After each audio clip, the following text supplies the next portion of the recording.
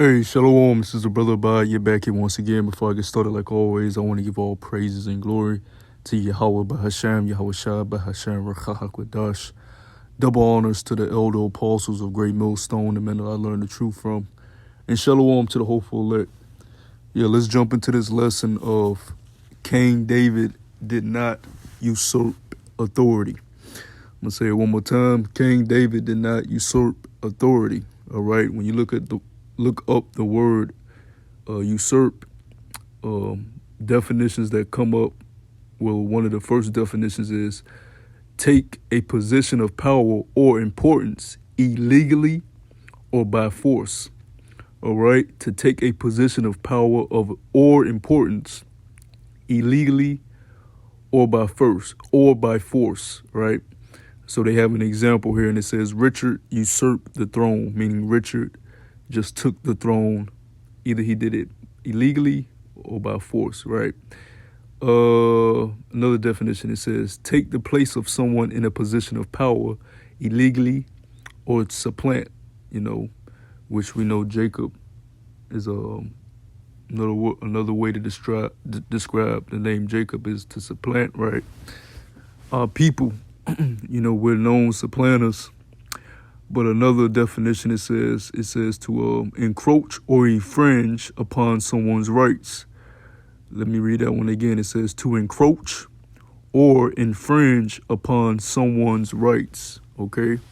Meaning someone was rightfully given something, was lawfully given something, and you come and infringe upon that, encroach upon that, or try to take it or seize it for yourself.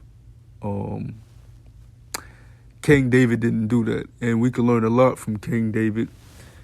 And of course, I'm going to get the precepts to back up what I'm saying. But you have, guys that come into the truth. Majority of the time, is younger guys that haven't been in that long, and they want to make a name for themselves. They want to be the main guy. They want all the followers. They want people to look up to them. And they love the praise of men rather than the praise of Yahweh Bahashem Yahweh Shah. And a lot of times they will encroach or infringe upon the men that have been set before them. And their pride will keep them blind from the fact that they're even doing that in the first place. Because regardless of how you may feel about the elder apostles of Great Millstone, they are the men that have rightfully been given charge over the nation of Israel to lead the nation of Israel towards the spirit of Yahweh Shah, the true doctrine of Yahweh Shah, the Rachahakwadash, the spirit of Yahweh Bashem Yahweh Shah is dealing with the elder apostles of Great Millstone. They've been given the spirit lawfully. They've been given it rightfully. And you cannot try to take that by force or illegally gain that or infringe upon that or encroach upon that. All right. It's just like when you look at over here, I believe the account is over here in Numbers chapter 12, where Moses' brother and sister, Aaron and Miriam, they didn't perceive through the spirit that Moses was the man that the Lord, the Most High Yahweh, was dealing with. And you can't just try to usurp authority or try to encroach or infringe upon that because you feel a certain way about things Moses was doing, or in this case, the woman Moses was with. So let me read this first before I go into the account with King David. This is Numbers chapter 12, verse 1. And Miriam and Aaron spoke against Moses because of the Ethiopian woman whom he had married, for he had married an Ethiopian woman. Just like how you, some of y'all will say today, oh, you Israelite men, y'all can't date heathen women. There's no law against that. Now, there is a law against worshiping heathen, the gods of the heathen women, but that's a different topic. Let's continue. So they came against Moses because his own brother and sister came against him because they didn't agree with him marrying an Ethiopian woman. Continuing in verse 2, and they said, have the Lord power Yahweh indeed spoken only by Moses? Have he not spoken also by us? And the Lord power Yahweh heard it. And see, this is the thing. Yeah, the Lord can be dealing with you too, but he's dealing with you in order.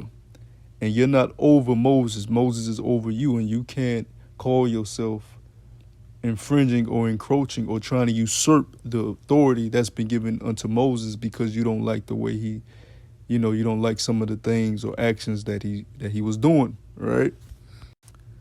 So the Most High Yahweh heard this, of course, he's the Most High, and it says in verse 3, now the man Moses was very meek above all the men which were upon the face of the earth. And the Lord power Yahweh spoke suddenly unto Moses and unto Aaron and unto Miriam, come out ye three unto the tabernacle of the congregation. And they three came out.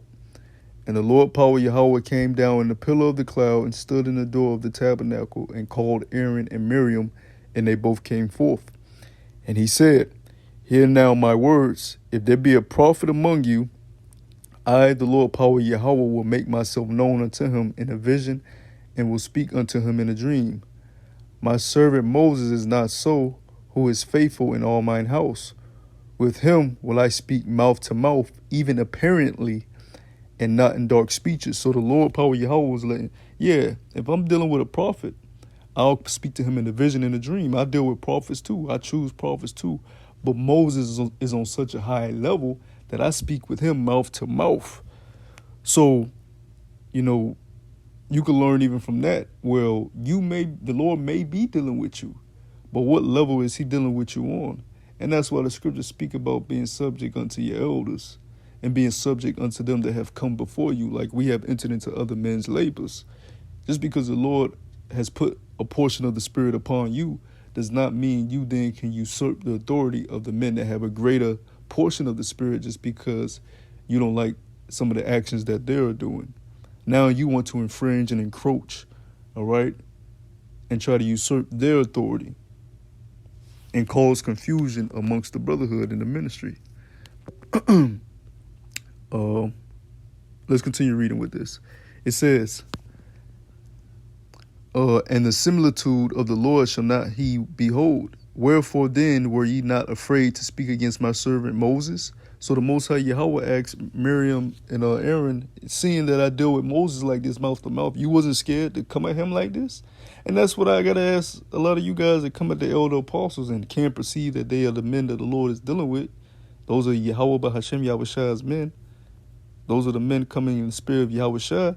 You can't see that? You don't have no fear coming against those men and coming against the order that has been set up? Right? Verse 9. And the anger of the Lord power Yahweh was kindled against them, and he departed. And the cloud departed from off the tabernacle, and behold, Miriam became leprous white as snow. And Aaron looked upon Miriam, and behold, she was leprous, so she was plagued with leprosy. All right? She was punished for that. Now, I wanted to bring out that example because it's very foolish to not perceive and take heed to the men that the Lord are dealing with on a high level. And then even if it's not the elder apostles of Great Millstone, it can be just men that are, just higher in within the faith than you, within your camp, all right, your church, your congregation, all right, which are the camps, the brotherhoods, all right, throughout the states and cities of America, throughout the four corners of the earth. You have to respect that, man. You have to deal with that with reverence because it's not the man that you're dealing with. It's the spirit and power of Yahweh Hashem Yahushua that have set these orders up and put these orders in place. And it's not for you to usurp authority. Yes, you may disagree with something a man does, and maybe that man may be wicked. Who knows? Time will tell all. But it's the Lord that put him in that position right here and now and has him right there for whatever will and purpose the Lord wants him there for. And if the Lord doesn't want him there, the Lord will take him out the way in due time. It's not for you to usurp authority. You are supposed to stay meek and humble and be grateful for the position and lot that you've been given and placed with. And just stay there and do the work and maximize your penny to the fullest of your extent. Okay? Now, let me go to the account that I wanted with King David, right? Because we know that before King David became king, you had Saul that was king over Israel, right? Now, when Saul heard that David was anointed by Samuel to be next up, Saul wanted to kill David, right? Now, any of us in the flesh, if you hear that a man is trying to take you out, you're going to try to take him out before he takes you out, or do something to prevent him from taking you out, or, try to trap him or get him entrapped, do something, all right? Or try to get him out the way and just hurry up and, sit on the throne, all right? But David didn't have that mindset. And I'm going to get it over here in the book of 1 Samuel. Keep in mind, once again, that this is after Saul pursued David to kill him. This is 1 Samuel chapter 24, and I'm going to start at verse 1. And it came to pass when Saul was returned from following the Philistines, that it was told him, saying, Behold, David is in the wilderness of En-gedi. Then Saul took 3,000 chosen men out of all Israel, and went to seek David and his men upon the rocks of wild goats. And he came to the sheepcotes by the way, where was a cave. And Saul went in to cover his feet, and David and his men remained in the sides of the cave. And the men of David said unto him, Behold, the day of which the Lord said unto thee, Behold, I will deliver thine enemies into thine hand, that thou mayest do to them as it shall seem good unto thee. Then David arose and cut off the skirt of Saul's robe privately. Right? So basically, like the young generation says today, David caught Saul lacking. Saul went into the cave to rest a little while. And David basically let Saul know that I can touch you. So he cut off a piece of Saul's, garment, just to let him know, look, I can touch you, right? Whenever I feel like it, because I'm wiser than you. I'm moving more tactical than you. I'm steps ahead of you, basically. That's why he did that move, to prove it to him. But even after he just did that, just for touching the robe of Saul, this is what David said in verse 5. And it came to pass afterward that David's heart smote him, because he had cut off Saul's skirt. Now here it is. This man Saul, right, the previous king of Israel, wanted to, murder David. But David still felt bad that he even touched Saul's garment, because he felt like he stepped out of line and stepped out of place. Because at that moment in time, Saul was still the king of Israel. And you do not disrespect the king that's been anointed of the Most High and set on the throne. I don't give a damn how you feel. And David understood this. All right? If you don't have order, everything goes to shit. And that's why you see our nation in the dire state that it's in today. After King Solomon passed away, his sons Jeroboam and Rehoboam couldn't agree, and they went at odds, and the kingdom split. And after that, we just went to captivity after captivity after captivity, till you see us today in a straight, confused, and dire state, needing of salvation. All right? So David understood, look, you shouldn't be fucking with the king at all. Verse 6. So after he kind of was repentant of even doing that, this is what happened in verse 6. And David said unto his men, The Lord power Yahweh forbid that I should do this thing unto my master. See, David recognized that Saul was still his master. David recognized Saul was still his master, right? He didn't say, oh, Samuel anointed me to be king. Saul is up in age. Saul is old. Saul need to stop. Saul need to give it a break and just let me get on the throne. David didn't say that. A lot of you guys will say, oh, the elders are old. They need to stop teaching. We next up. Blah, blah, blah, blah, blah. That's why the scriptures say, with all that getting, get understanding. Y'all lack the understanding principles, the fruits of the spirit that come with being a follower of Yahweh Bahashem Yahushua. The fruits of discipline, order, meekness, humility, patience. Right? So he said, the Most High Yahweh forbid that I'll do this to my master, right? And since that word master came up, let me go over to 1 Peter chapter 2. And let me start at verse 13, because this is talking about honoring the authority, whatever authority that's been set up from on high, from Yahweh Bahashem Yahushua. Says, submit yourselves to every ordinance of man for the Lord's sake, whether it be to the king as supreme, or unto governors, as unto them that are sent by punishment of the evildoers, and for the praise of them that do well. So the Lord said, submit yourselves unto every ordinance, whether it's Esau's government, his police force, his taxing system, his bill system, whether it's your elders of your church, your congregation, the elders of the brotherhood, whether it's the heads of your camp, submit yourselves unto every ordinance. I don't give a damn how you feel about who the man is and why that man is in that position. The Lord got him there for a reason. Shit, we mad Esau set up over us as a nation. Oh well, the Lord set him up. Deal with it. Submit yourselves to it. But in the meantime, make sure you serving Yahweh Shema Shah. Now let's continue reading.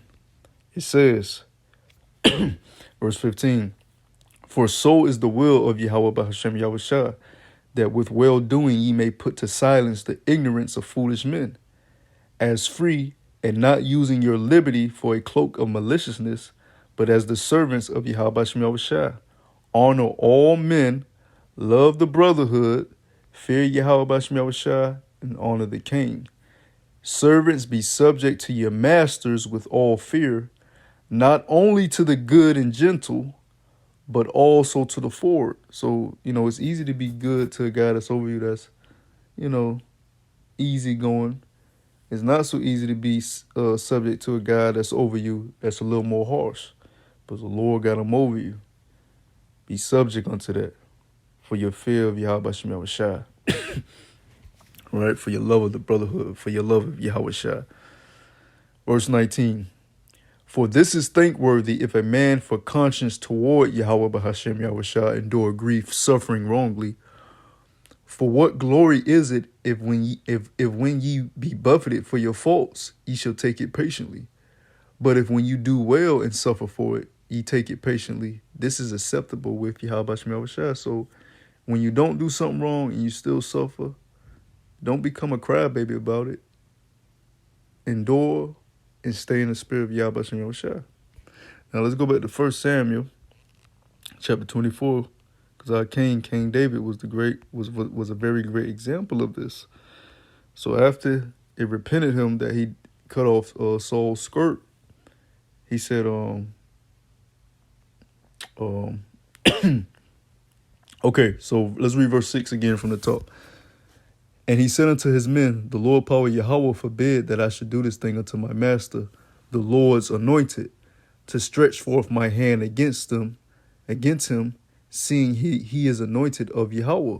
So even though Saul wanted to kill David and David was already anointed of Samuel, Saul was still the current king of the nation of Israel, and Saul was anointed by Yahweh by Hashem Yahushua. So at the end of the day, David respected that order, and he submitted himself and became subject unto that until the Lord took Saul out of the way.